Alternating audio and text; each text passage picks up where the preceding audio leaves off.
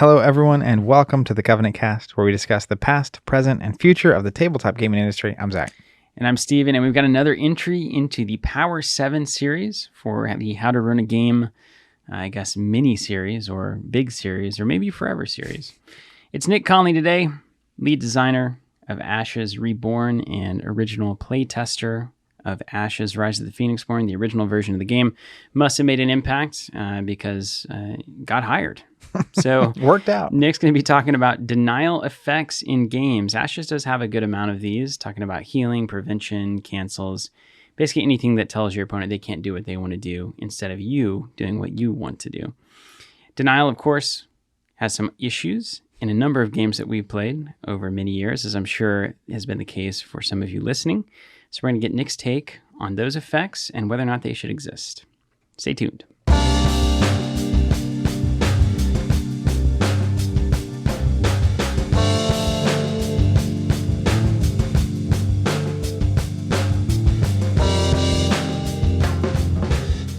All right, we are here, as we said, with Nick Conley, lead designer of Ashes Reborn, one of our favorite people and a very talented designer.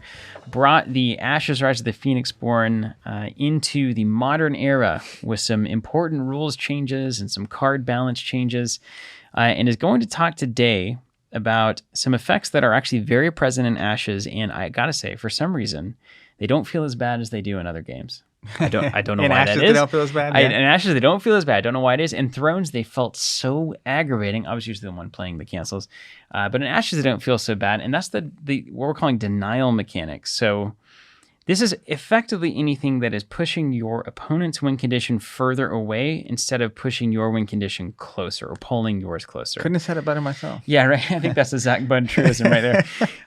So we're talking about cancels. We're talking about cards that you play that just cancel the cards. We're talking about prevention mechanics. Your opponent tries to do damage. You play a card that says you can't do that damage. You're kind of like stopping your opponent from doing something instead of doing something yourself. That's right. We're talking about healing, which is a long-term form of denial in that we've all seen this in many games. Hey, what if I just don't do anything but heal and then you can't win?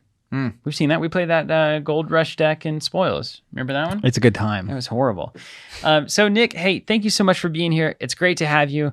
We'll just start by asking you, how are you doing? How are things going with Ashes? How are you feeling? I'm doing great. Thanks for having me on the show. It's really exciting. Ashes has been a ton of fun. The Hope and Daimona cards have been fully spoiled, so everybody's been talking about those and enjoying those. And just can't wait for them to arrive in person so everybody can get their hands on them. But yeah, Ashes has been great. It's been almost 2 years since I started the Reborn project at this point, and couldn't be happier with where things have been going so far and excited to see where the future goes. At this point, all of the Time Magic decks have been designed and are finalized, so that's definitely marks an end of an era there for Ashes. The long-awaited Time Magic finally came out, and just like that, it's gone. So it's going to be interesting to see what comes after that. Just like time itself, it comes and it goes. All right, so let's talk about this thing. Let's talk about denial mechanically. So we got cards like Golden Veil comes to mind immediately, right? In Ashes.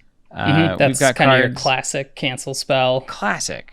It right? For anybody listening that doesn't, anything. Yeah, that doesn't know it, it's like an effect is going to happen to something, and then you play this card, and then the effect doesn't happen instead. It just cancels it out. That's the only thing it does. That's it. Just stops the thing from happening. You know, like Particle Shield that like cancels the damage is going to be done. Those kinds of things. Doesn't Particle Shield deal one back or something? At least it's you can draw a card. Than I think there you draw is. a card. Yeah, sure. So there are examples of this in your designed game, Ashes Reborn, that you had an opportunity to completely remove from the game if you wanted, and you didn't. Tell me why is denial in a game worth having at all? Why does this mechanic even exist if it's just pushing your opponent backwards? No pressure. I think the main advantage that denial has, because I do think it's worth having in a game, the main advantage would be the uncertainty it provides, and the degree to which that uncertainty happens, I think, can be on a spectrum where with Golden Veil that you bring up specifically, that card costs a power die, which you may or may not have at the time you need it. There's ways to change what dice your opponents have, and the dice are your main resources, so changing the facings on that can change what cards are able to be played at a certain time. So one thing that's special about Golden Veil and gets at the heart of where I think denial fits into these games is the difference between proactive denial and reactive denial. And Golden Veil would be in the reactive. It totally relies on a certain event happening from your opponent for you to even be able to play it and do what it is. The opponent, if they're aware of the card pool and aware of the types of magic you're running, they can say, okay, I know at this point this card could be canceled by Golden Veil. Do I want to wait until maybe they spend that charm die on something else? Because the pacing of a round of Ashes is really unique. You start with all of your resources at the start of a round, and you play and play and play until those go away and you're both out of everything, and then you refresh for the next round. So if you have a well-paced deck where you can take smaller actions at a time, spend your dice a little bit more cautiously and paced out than your opponent, they might end up in a position where they're like, it's either I pass and waste the rest of my resources, or I spend that charm die I've been holding for Golden Veil on a summon just so I don't lose the rest of my stuff. So there's counterplay when you have these reactive cards of denial. But Ashes does have a big history of proactive denial, which is where I think the negative play experiences come into play a lot more. Proactive denial was originally in the game in the form of the illusion dice power, which basically let you spend one resource to remove one of your opponent's resources, which, yeah, at a 1-to-1 trade at the beginning, it seems fine. It's like, okay, we're both going down equally, so what's the big deal? And it turns out it was a massive deal. I was going to say, what is the big deal? It's so weird, right? Yeah, because it seems like a straight line, and then you actually get it in a game, and it always is like, how is this so much better than it should be when they're doing one-for-one trades on their terms, you know? Yeah, and because the math of it's even out, but when you have proactive denial effects like that, it can stop the opponent from being able to deploy the threat that they want to play. And I think a lot of these head-to-head games rely on this game flow of you have your resources, number one, that you use to play threats, number two, and then you use those threats to approach your win condition, which is the ultimate goal of the game. So you kind of have these three main points of gameplay that are really important. And proactive denial, messing with the first step of that, the resources, is when things really start getting on players' nerves and feels like I don't even get to do what I want to do because you got rid of my die that lets me not even play this card down, and now suddenly I don't even get to see if that card will work out. And the heart of these games are really in the interplay of the threats.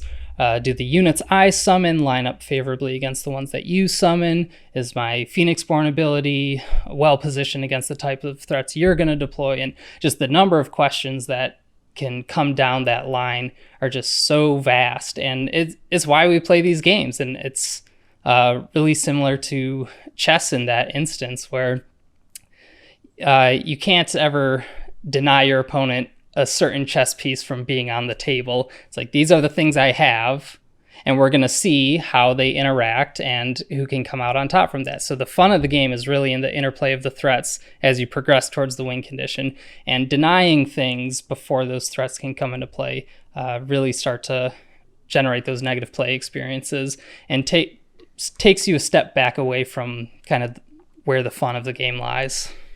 So do you have a clear, one of the things we talked about early in the How to Run a Game series is first principles. And I think we cited the interview we did with you and Isaac a lot because you had a very clear idea of here's kind of the macro principles behind Ashes, which I think is very smart to do.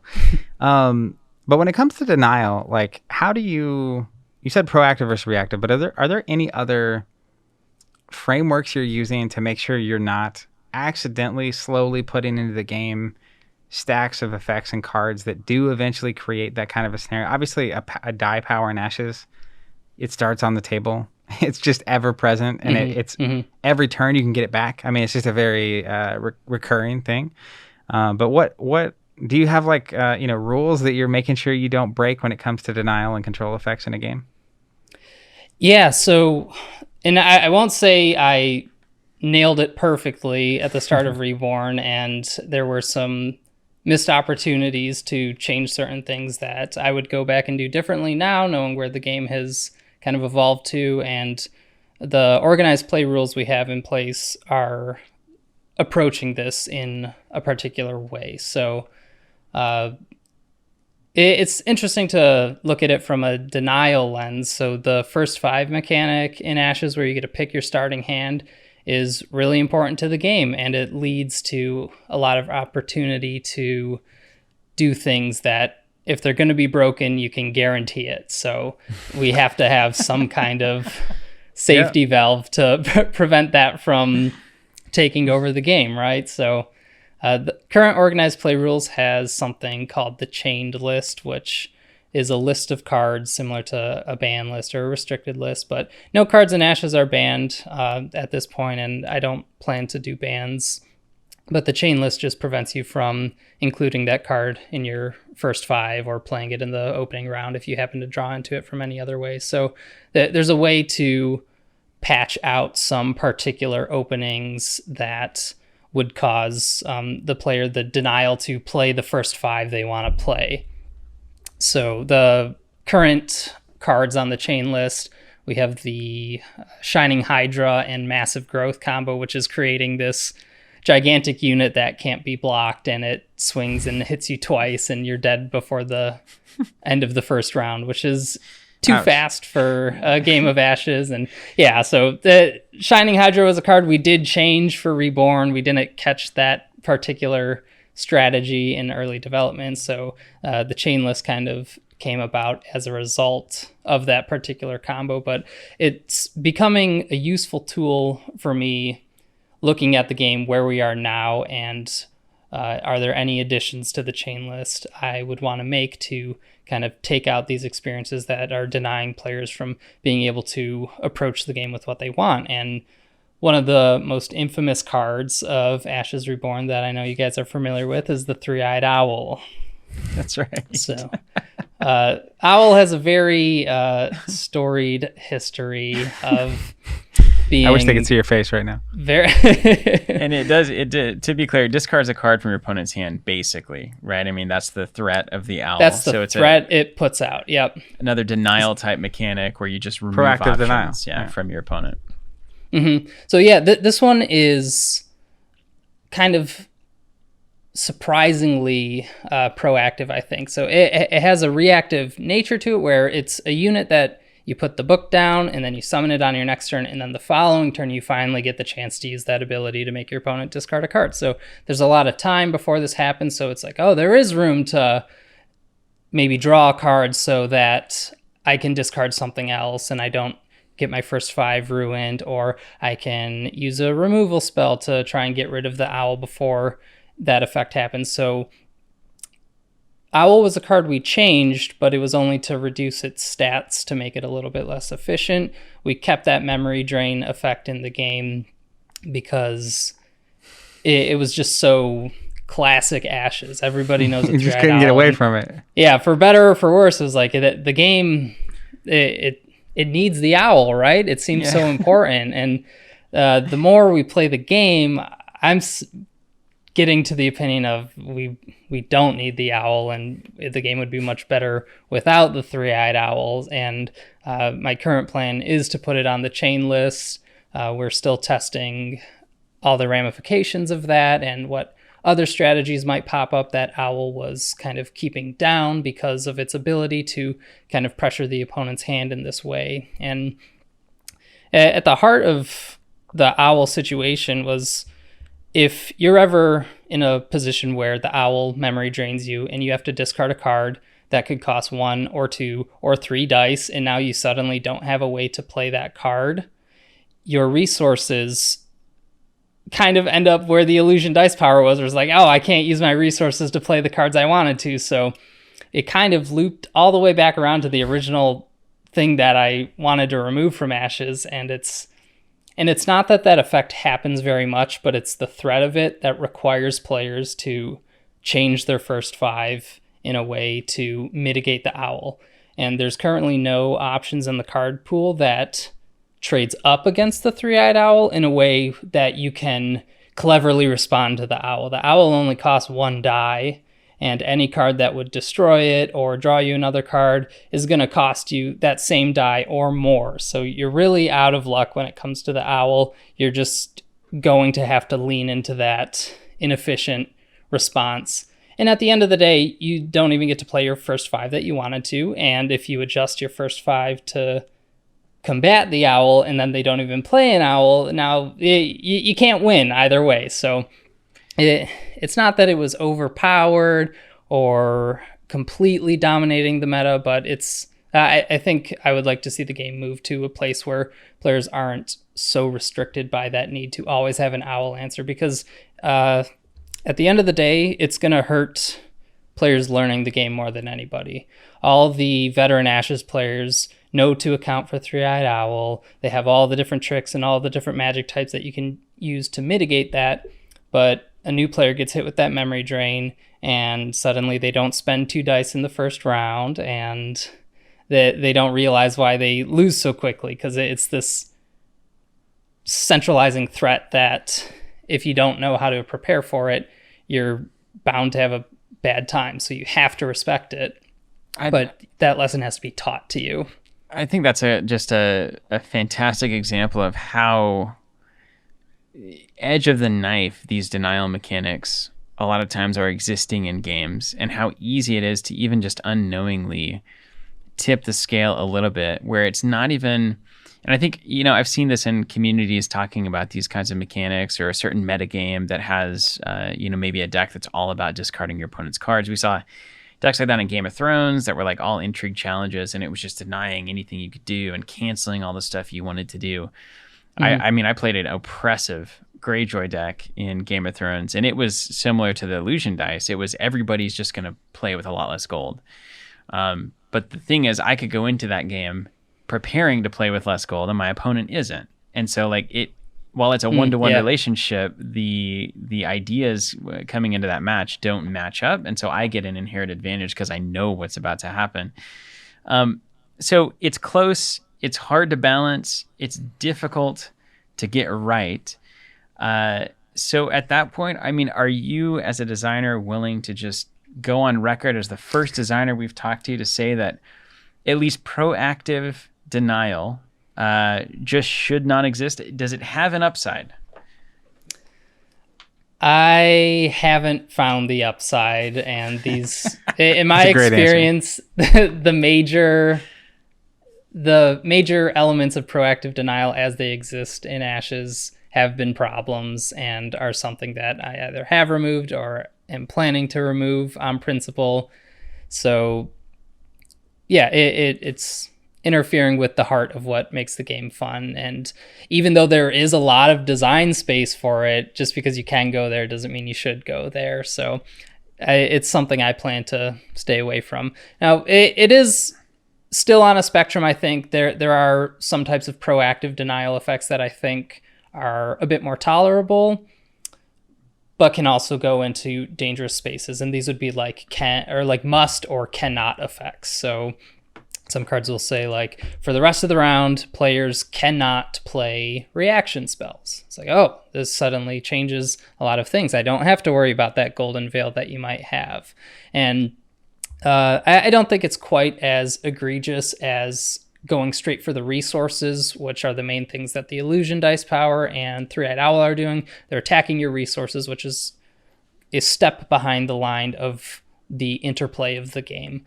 But preventing reaction spells, you're kind of controlling which direction the game will go. And it's not exactly the same thing as attacking a resource. So I think there's some safer ways to do proactive denial like that.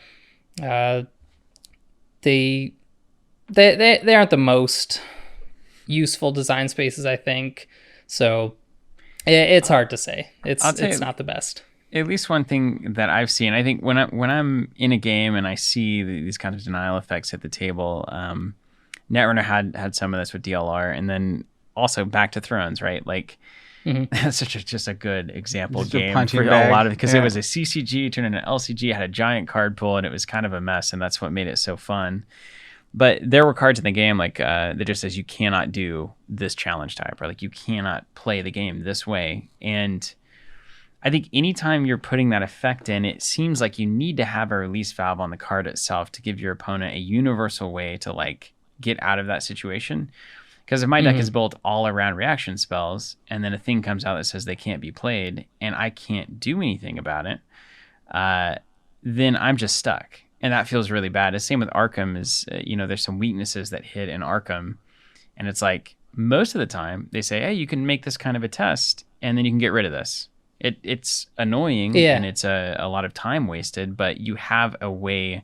If this is bad enough, you have a way on the card itself to stop it from happening. So, even with some of these denial effects that you're talking about, if there's your opponent can spend 2 dice to discard it, or you can attack, as long as you can attack it 1 health, anything, anytime an opponent's unit blows up, you get to remove it from the board. Those kinds of things seem to be the best way that, in my experience, these denial effects that are persistent can at least have some room to not be so oppressive. Do these kinds of things track for you as a designer? Yeah, I really like the example you said about Arkham, where it's like, okay, the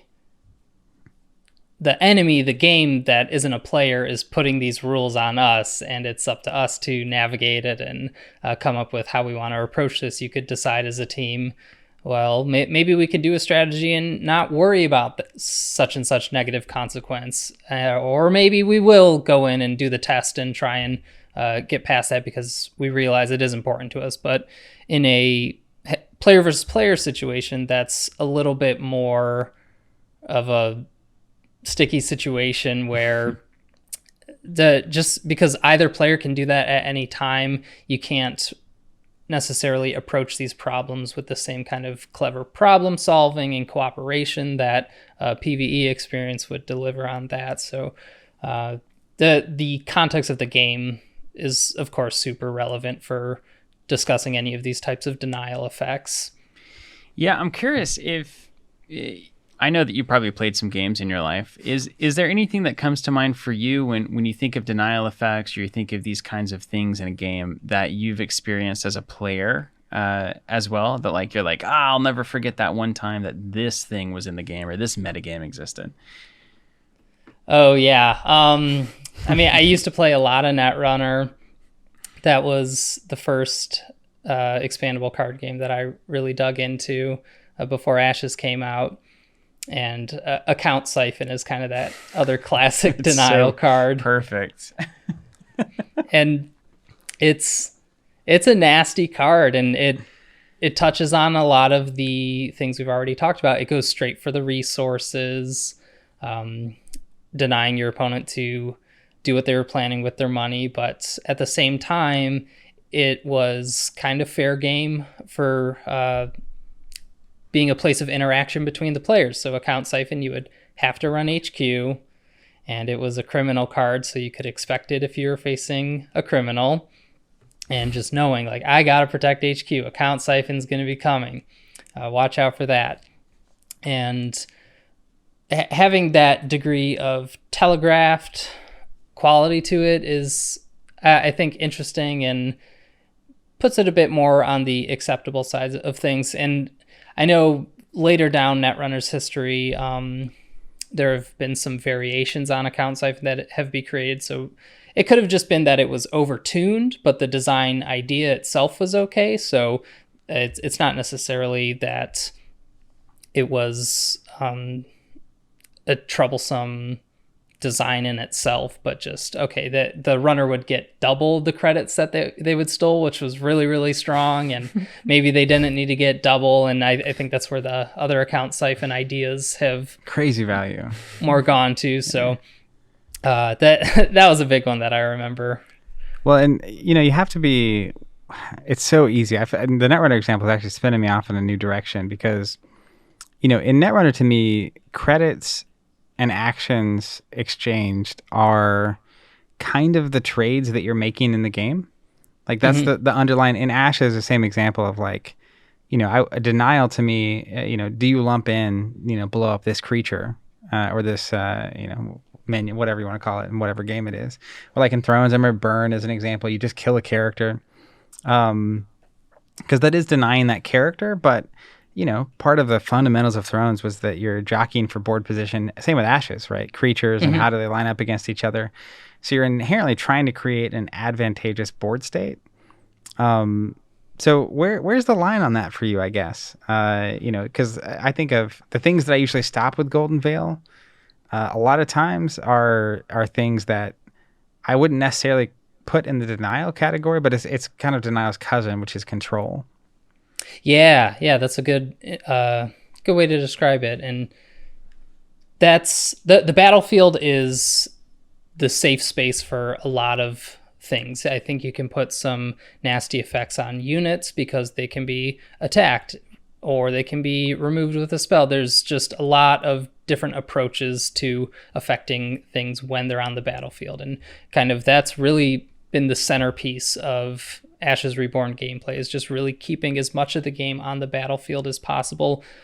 Having all those different approaches is what makes the game fun, and that's why I might like this card over that card or this synergy over that synergy. So it's knowing where you want players to be playing to allow certain effects to be okay in the game. And yeah, anything that goes a step behind that it's kind of undermining all the promise of where the game's going to be happening and where players find the fun. I think that's such an important point. I'm glad that you bring that up, because when I think about your example of account siphon in Netrunner, you had to make a run to do it, right? So that's different than like if I have a card that I play out of hand and it says the corp loses 5 credits and you gain 10. Like, that's an awful card for that game. Even though it's effectively doing the same thing in most instances, it's like you're giving players a way to not actually play the game that you've built, where they're just they happen to draw this random card out of their deck and then, oh, here's an effect that I want. That's useful for me. It's the same thing with Game of Thrones, that you were talking about burn effects and removal, and it's like that. I always said there was a big difference between a removal effect that was tied to a challenge, where it's like if you win an intrigue challenge, you can kill something, versus just like I just pay a gold and kill something. And I know that you've had to dance this delicately with Ashes too, because there's a lot of out of hand effects. There's a lot of good trades that happen with removal. What's that one you really don't like? The music note. Oh man, that those crescendo. Three? Yeah, crescendo crushes me every time. It's the one card I cannot remember. It's like I've got him dead to rights, and then it's crescendo. Like, 3 with the attack. Yeah. Are you crazy? It's a good one. Yeah. So how much do you think as a designer you have to lean in to what your fundamental game is trying to do? You know, Magic being the grandmother of all of these competitive card games, right? There's probably like a million ways to play, right? You don't have to attack ever. You can just build your artifact deck and do it this way. You can just recur zombies out of your discard pile. So they have a ton of different ways that you could win. You could probably win. I think there's surely been decks that don't play any creatures that win games of Magic. Yeah. So I think a lot of designers look at that and say, oh, we should have something for everyone. However they want to engage with the game, they can ignore this aspect of it and play with that aspect of it. So even like direct damage and Ashes. Yeah. Just that's the other kind of burn. That's just I can just kill you with spells from hand, right? Yeah, exactly. So how do you approach that kind of problem? We want people to be playing the battlefield, but we also want things in hand to shake up that battlefield so that it's not so obvious. Yeah, it is important to have the surprises in the game and tricks that you can pull. But as soon as it goes too far down one road, that to where you no longer have to care about wherever the central point of interaction is, such as the battlefield or in Netrunner, like the composition of ice versus icebreakers. That's your main play zone.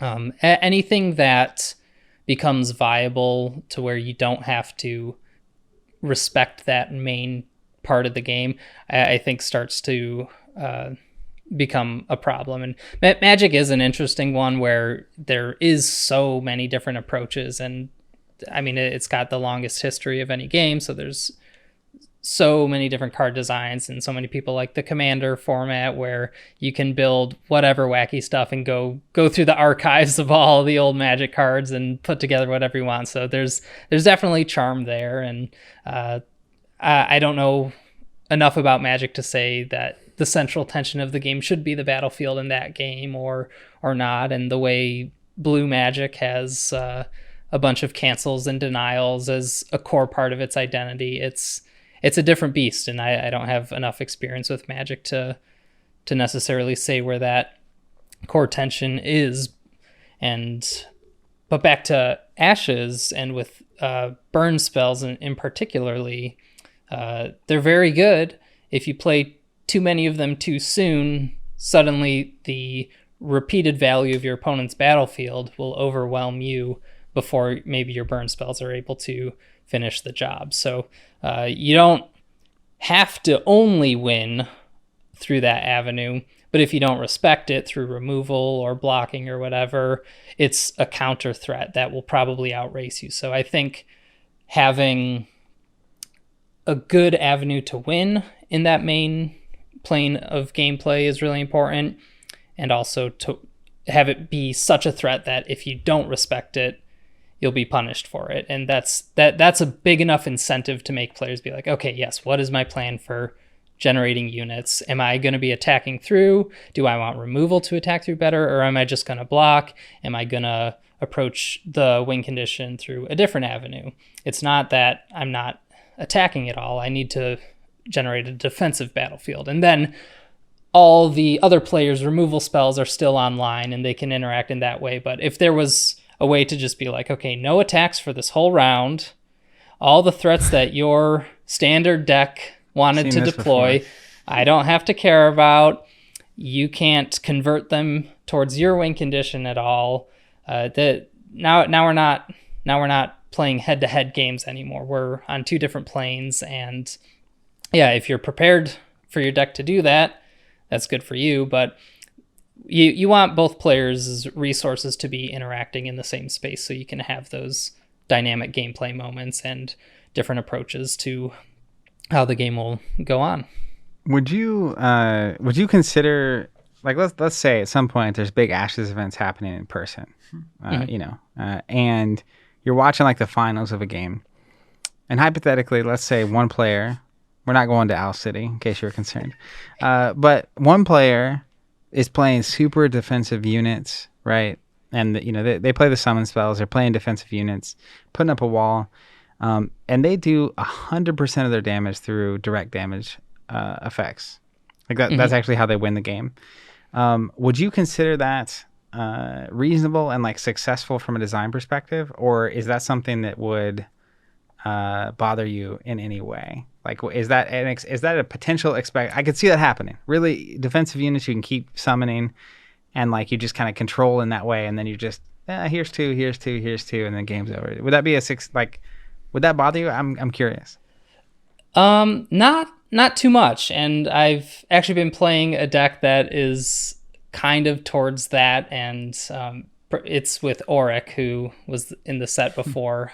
Kind of has this long-term promise of like, you gotta dump a bunch of resources into one thing and survive, and then you unleash a bunch of damage towards the end, which is a ton of fun to see it happen, but it's very difficult to pull off. And for Ashes specifically, that doesn't bother me so much because it's inherently very difficult to play defensively, and I think that's important.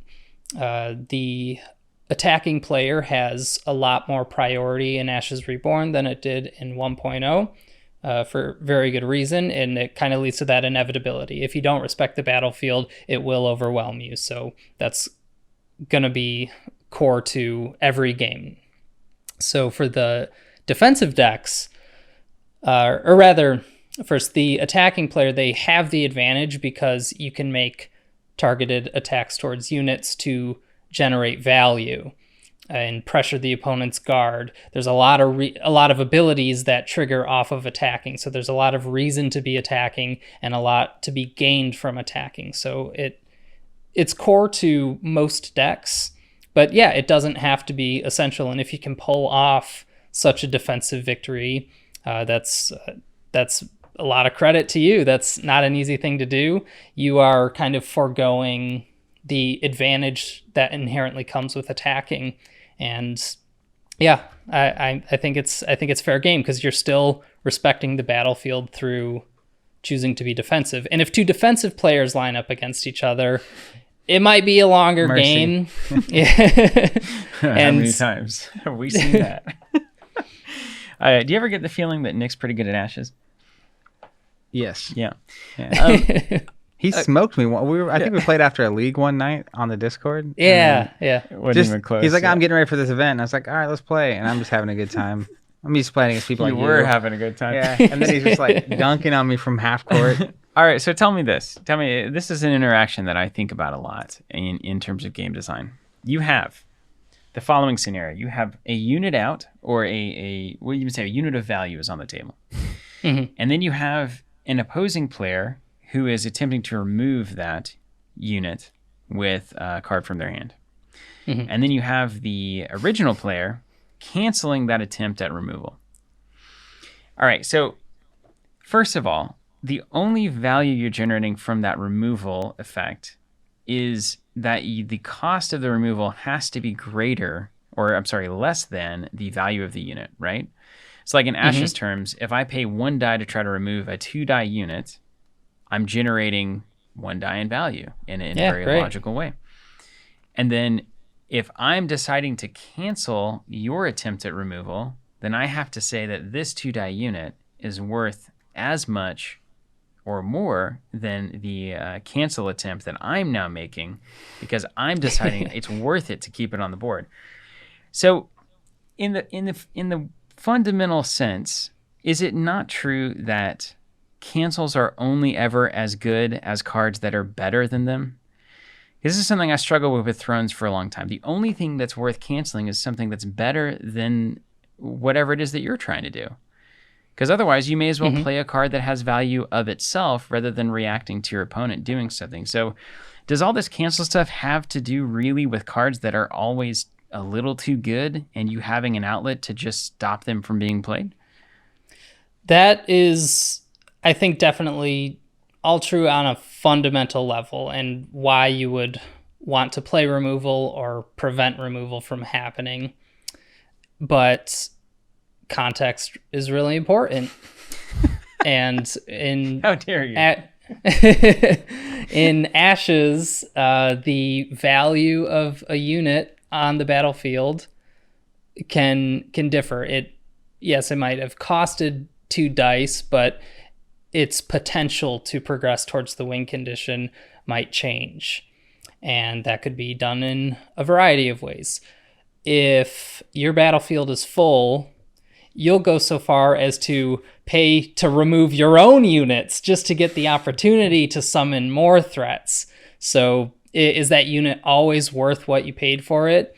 It depends. And it's really common in Ashes. You have Nature's Wrath wiping both sides of the board, and not only is that removing some of your opponent's threats, but clearing your own battlefield is a major advantage, and it's not at all a downside to be losing that value or whatever, because the ability for a unit to progress your win condition is restricted by your battlefield, and it's one of the advantages of higher battlefield Phoenixborn, to where they can continuously deploy threats without really falling behind in needing to make room or go down other avenues to progress the win condition. They can just reliably keep putting out threats, and that stays a good plan for more of the game than with constricted battlefields.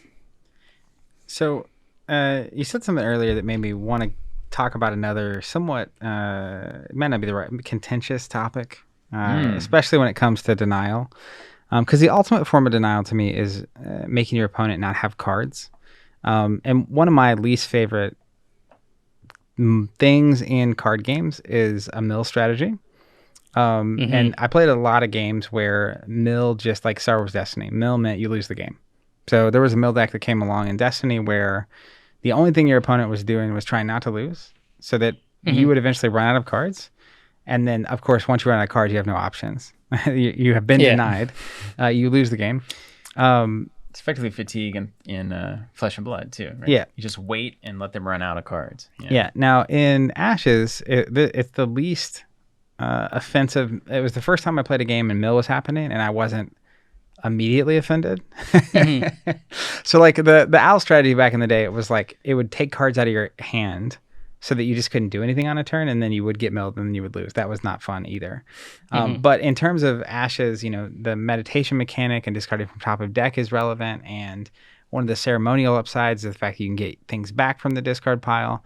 But I know there are a lot of cards that part of their value is just filtering and discarding opponents' cards, even from top of deck. So it's not directly denying now, but it is denying future potential value. Go ahead. I was going to say, ultimately, kind of the same question on the extreme is, is there any concern on your part, and are you designing around the reality of mill is a piece of Ashes? I think it's a fundamental piece of it.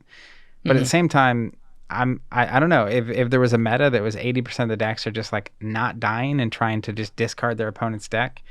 Is that are you okay with that, or would you be concerned about that kind of a reality existing if discard becomes too effective?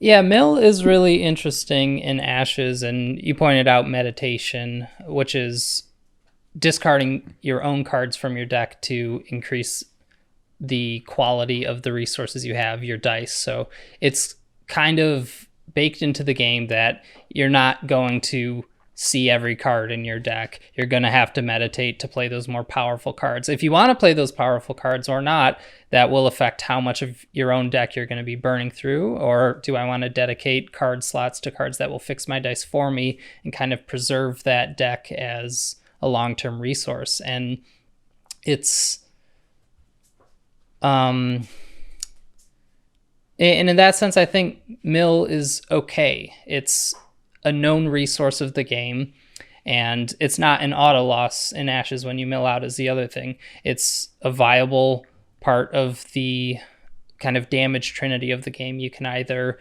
win by dealing damage on the battlefield, through burn damage, or through fatigue damage at the end of the game. And there's a big group of the player base that likes to play the attrition style, control style game. And in Ashes, I think mill fits that a bit more appropriately than mill strategies in other games, where it's kind of this alternate win condition rather than kind of being a fundamental part of the different ways you can progress the same win condition in Ashes, which is damage on Phoenixborn. Mill, in other card games, doesn't add damage to the player or whatever, so it's not playing in the same playing field as dealing damage through attacking or burning, but it instead becomes an indicator of who can play the attrition game. My deck has more basic costs in it, so I can not meditate as much, so I'll play a more defensive role and hope the game goes long, where if you're burning through your cards to play these power dice cards really aggressively, you're going to try and end the game as soon as possible so you don't meet the consequences of playing those cards. So I think it works out really well in Ashes. And the mill effects themselves, how they manifest, I think can affect how players feel about them a lot. There's a new one in the Oryx set, Ruby Cobra, which is a very strong card so far, and it mills the opponent when it attacks. And that's a little bit more unique than kind of just passive mill effects as they happen. It's a mill effect tied to the battlefield, which is the fundamental play space of the game. So the opponent can prevent that mill from happening if they remove that Ruby Cobra before it attacks, or they decide it's okay to accept it and respond with a stronger attack back. So it becomes a bit more of a question mark of if this mill is going to happen or not. The other player can decide, can I tolerate that or not, and approach it from these different angles, which is, I think, at the heart of good gameplay. Yeah, I love anytime this idea of I can present something. I thought Destiny was great for this too. Something is on the table and you get a moment to do something about it before you suffer the consequences of it. So it's the same thing with the cobra, like you're talking about. It gets to the table and then it's like, okay, I have a moment, I have a turn where I can either deal or I know that it's coming. It's not like a sudden thing that happens unexpectedly. I think the other piece of that is the more in Ashes specifically, and if you're listening to this and you haven't seen Ashes, it would be helpful to see it for that context. But the more you tie these effects to the battlefield, like if Thrones, the burn effects were actually tied to the characters and the challenges. Right. It's different if you have a character, like if there's a Daenerys, that you win a challenge, she kills someone. Yeah.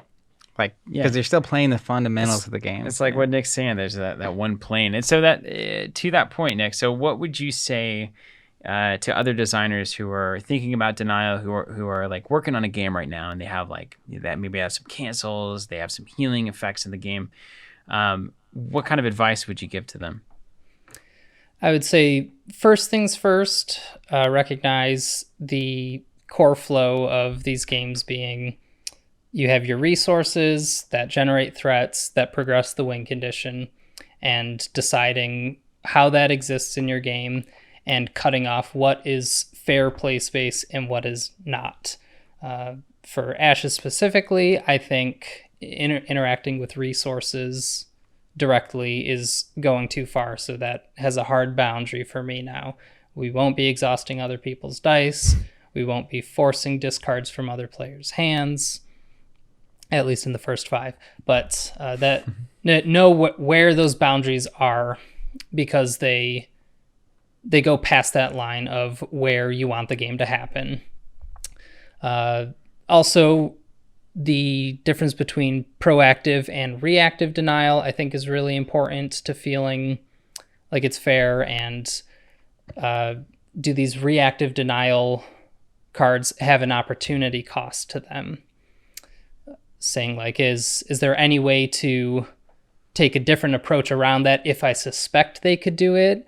And are they just bluffing it? Is there enough risk versus reward if you know it could be there or not, and not just being, I play this thing, the denial effect happens, there's no other way to approach it. So thinking of things as just threats aligning with each other and having multiple angles, I think, is ultimately the key.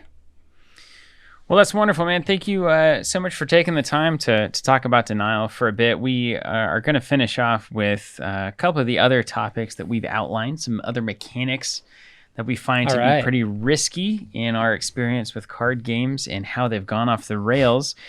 I'm just going to say each of these topics, and if you'll just give me an initial impression, kind of your immediate thoughts about good, bad, problematic, agree, disagree, etc. So kicking it off with the concept of recursion. What are your thoughts on recursion briefly? Oh, the discard pile is so chock full of design space that it's really hard for me to dismiss it entirely. But I think accessing the discard pile needs to have enough of an opportunity cost to it to where it doesn't centralize the game, because part of the fun of card games is, I'm going to draw something and I don't know what's going to come next. But the discard pile is kind of this reliable access thing. I know the information is there. I can access it repeatedly. What's the trade-off for doing that versus just drawing more cards naturally? So in Ashes specifically, you have ceremonial magic that will let you recur a certain type of card, and you're going to take damage to do it. So you better really want that card that you're going to go recur. Makes total sense. How about memory? This is the idea of like long things you have to remember a lot of. This is infinite board states. This is floating information, static effects, these kinds of things. Your thoughts on the memory tax, as it were?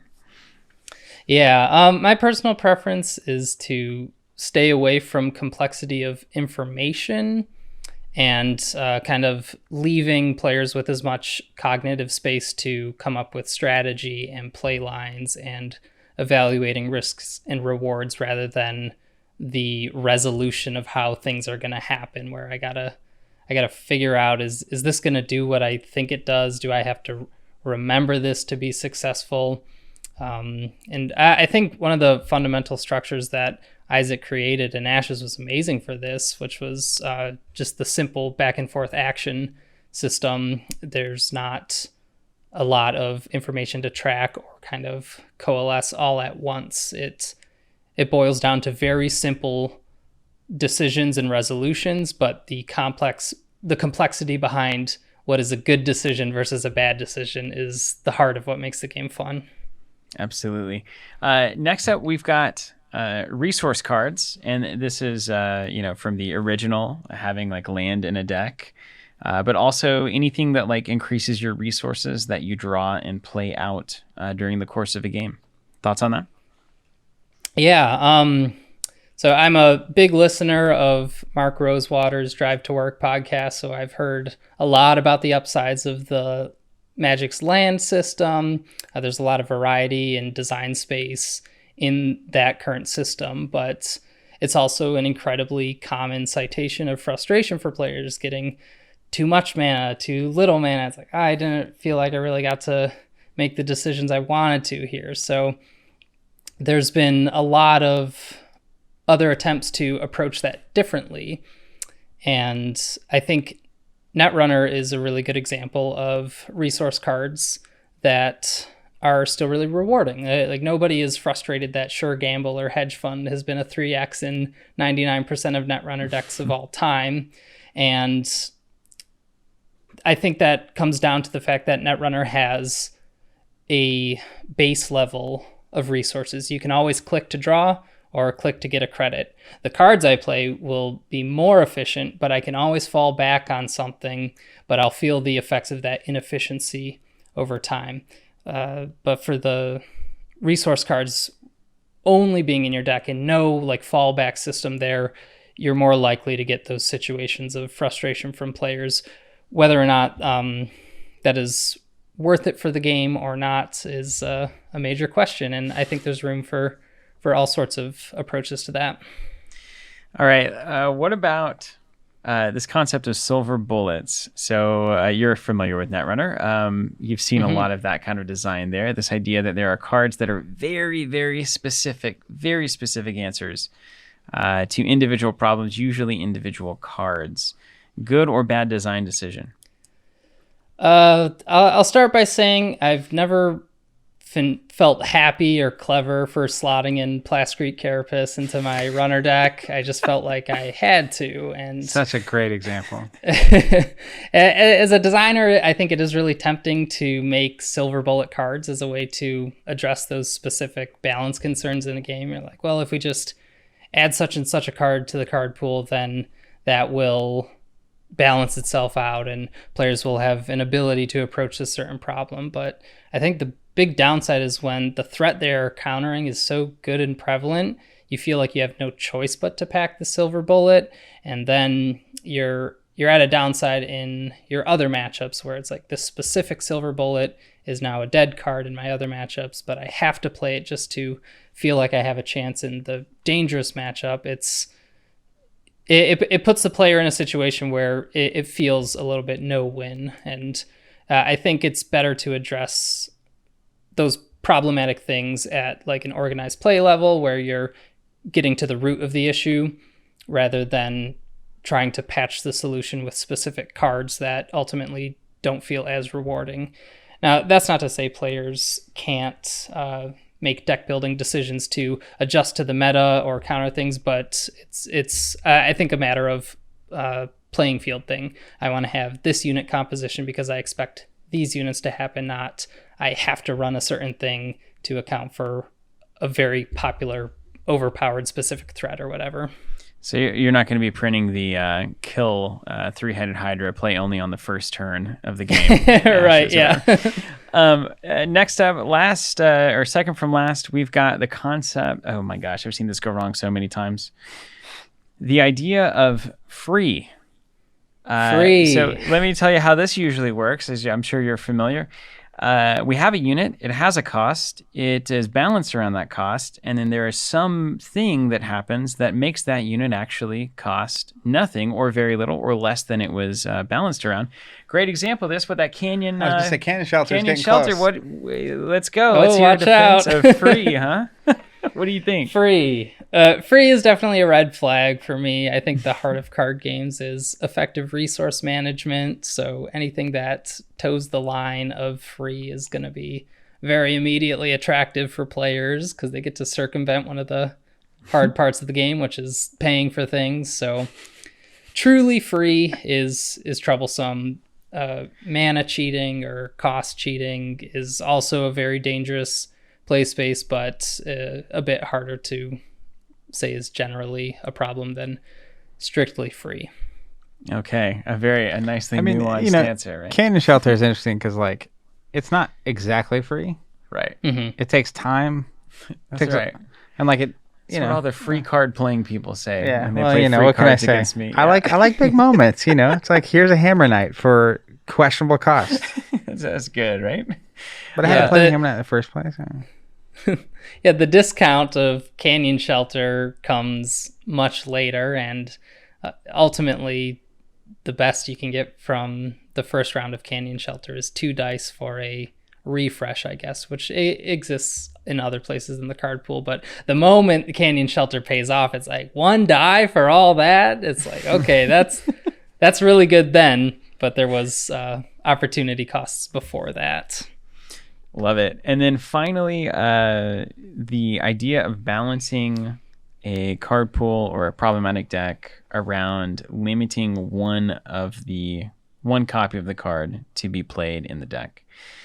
So a great example of this would be for you, like rather than the chain mechanic in organized play, you could say, oh, well, it's hard in the first 5. You've kind of dug your own grave on that one. But it's like in a normal game, you can only run one of this thing, and therefore it's less likely to be drawn.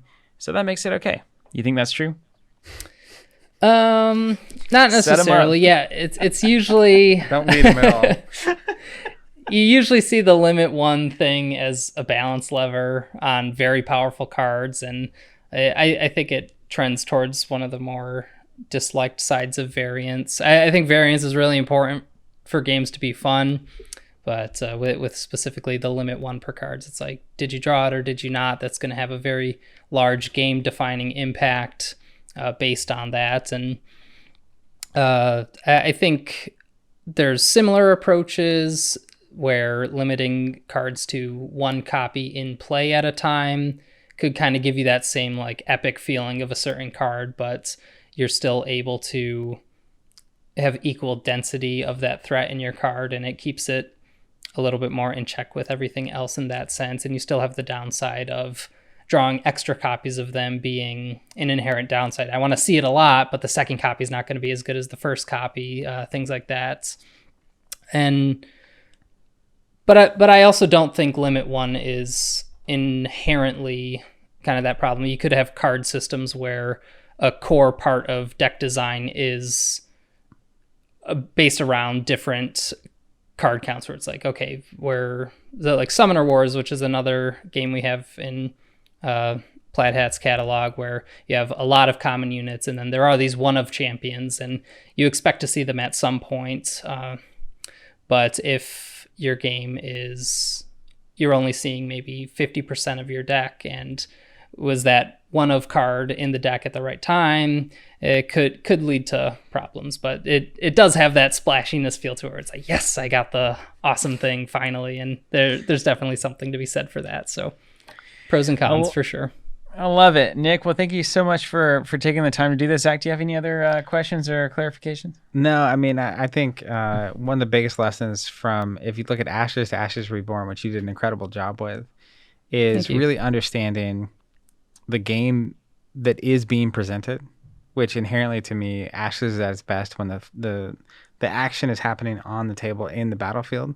Mm-hmm. And the more of any of these things, all the problematic things we're talking about with these different designers that are tied to the main function of the game, the better it's going to go. Ashes does a great job between the first 5 and how much you're focusing on the battlefield. a lot of stuff I normally don't like about other games when they're leaning into some of these things aren't really even a problem. So That's kudos to you great, for the design on that. Well, Nick, we'll get out of here. Do you have? We'll give you the floor for the last, 30 seconds to a minute, or 5 seconds if you'd prefer it. But is there anything else you want to let people know, say, or otherwise give people an idea of what's going on for you or Ashes, or anything that's got you excited right now? Yeah, we're still moving right along with Ashes on pace. It's as exciting of a time as ever. And after the time cycle is completed, we are looking to launch a PvE mode for Ashes, facing off against the Chimera threats of Argaian past. So we'll see what form that takes. It's still in early development, but I'm working on it, and we're planning to move along with that. It's not going to fully take over the release structure of Ashes, which I think is important for people to know. You're still going to be getting player cards with every expansion to keep the PvP mode staying fresh as well. So just looking for new ways to let players play with the cards they have, and maybe get other people interested in the Ashes game ecosystem that maybe would be a little more adverse to trying a competitive game. This maybe opens up your ability to share the game with different types of players, and more growth for the game is always good, but we'll still be sticking true to what we know Ashes for as it is now. So no worries there. I honestly cannot wait to see it. I was going to say that. And to try it. I know, he just dropped bombs. Wow, we got it out there. I can't wait. And we'll have to have you back on, of course, to talk about. I feel like that makes me want to ask 1,000 questions. Just the differences in the design process of a similar game, but from a PvP to a PvE zone. That's probably a whole podcast. So I look forward to having that conversation at some point. Wow. Yeah, we'll talk about it soon. Nick. Amazing. All right. Well, hey, thank you so much again for joining us, and thank you everybody for listening, and we will catch you on the next episode of How to Ruin a Game, or whatever else Nick is going to be on later on. I guess we'll do a PvE episode now that we've committed to it. So we'll see you there. Thanks for listening. Take care.